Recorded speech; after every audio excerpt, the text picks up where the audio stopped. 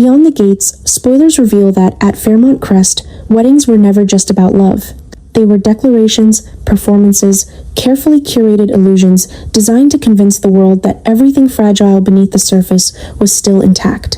But the truth had a way of surfacing at the worst possible moment, slipping through polished details and rehearsed smiles, turning celebration into exposure. This time, the threat did not come from scandal whispered too loudly, or an unexpected guest arriving uninvited. It began much earlier, in something far more insidious, a quiet theft. Plans that had once belonged to Chelsea and Madison alone were no longer theirs. Every carefully chosen detail, every symbolic decision, every private vision of their future had been touched, altered, claimed. And as the reality of that violation settled in, the wedding itself began to feel less like a promise and more like a trap waiting to close. Chelsea had believed in this moment more than she wanted to admit. She had built the idea of this wedding into something sacred, something untouched by the chaos that had followed her for so long. It was supposed to be proof that she could still have something pure, something chosen, something that no one could take from her. That belief was what made the loss so devastating. When she realized the plans had been stolen, not misplaced, not accidentally exposed but deliberately taken, it felt like something deeper had been ripped away. It was not just control she had lost. It was certainty. It was the fragile trust she had placed in the idea that this time, things would be different. Madison reacted differently, but no less intensely. Where Chelsea retreated inward, trying to hold herself together through quiet disbelief, Madison's anger ignited instantly. It was sharp, immediate, almost violent in its clarity. There was no confusion in her response, no hesitation about where to place blame. Leslie. The name alone was enough to sharpen every instinct Madison had. This was not coincidence. It was not miscommunication. It was intrusion, deliberate and calculated.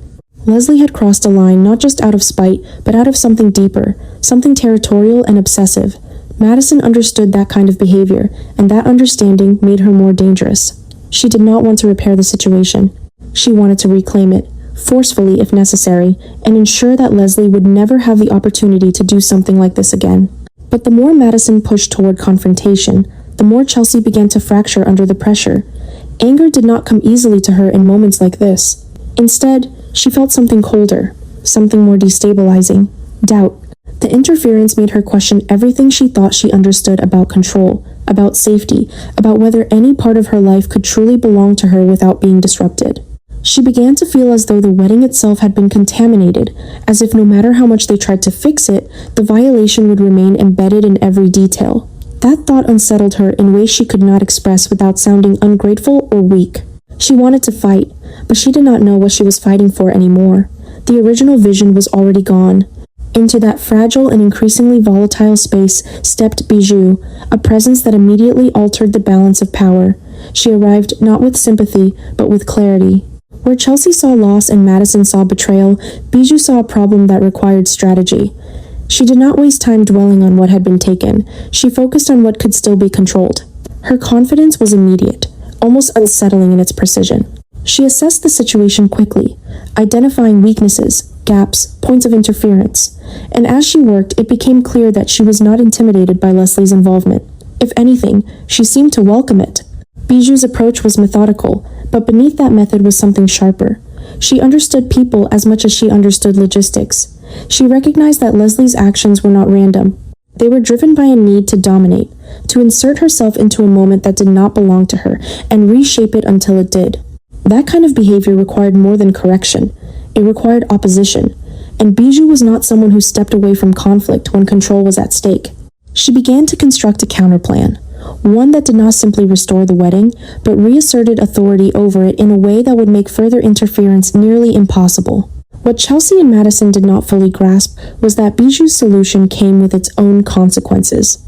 As she tightened her grip on the planning process, decisions began to move faster, cleaner, more efficient, but also more distant. The wedding was being rebuilt, but it was no longer unfolding through the emotional lens Chelsea had once held. It was becoming something sharper, more structured, more resistant to disruption. In many ways, it was becoming stronger, but strength came at the cost of softness, and that loss began to weigh on Chelsea in ways she could not ignore. Leslie, meanwhile, did not retreat. She observed. She adapted. The initial theft of the plans had been only the beginning, a test to see how far she could push before resistance formed.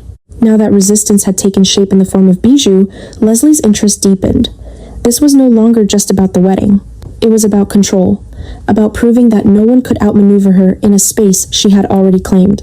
She began to push in subtler ways, inserting new complications, exploiting small vulnerabilities, forcing Bijou to respond again and again.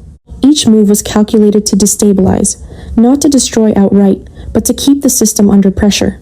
The result was a slow escalation that transformed the entire atmosphere around the event.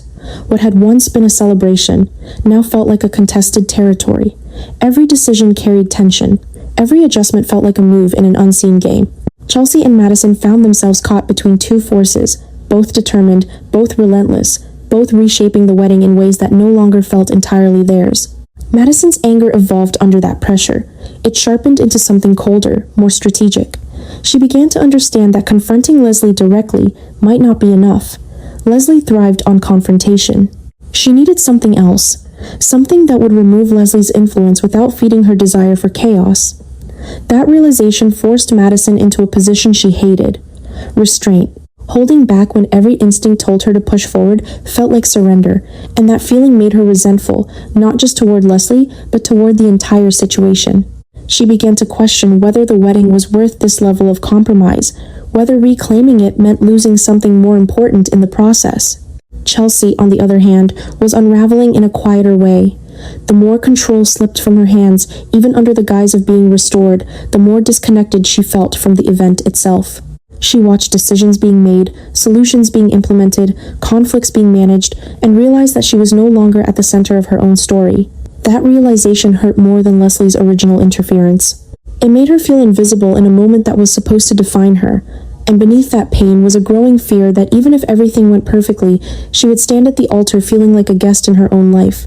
Bijou noticed that shift, but she did not slow down.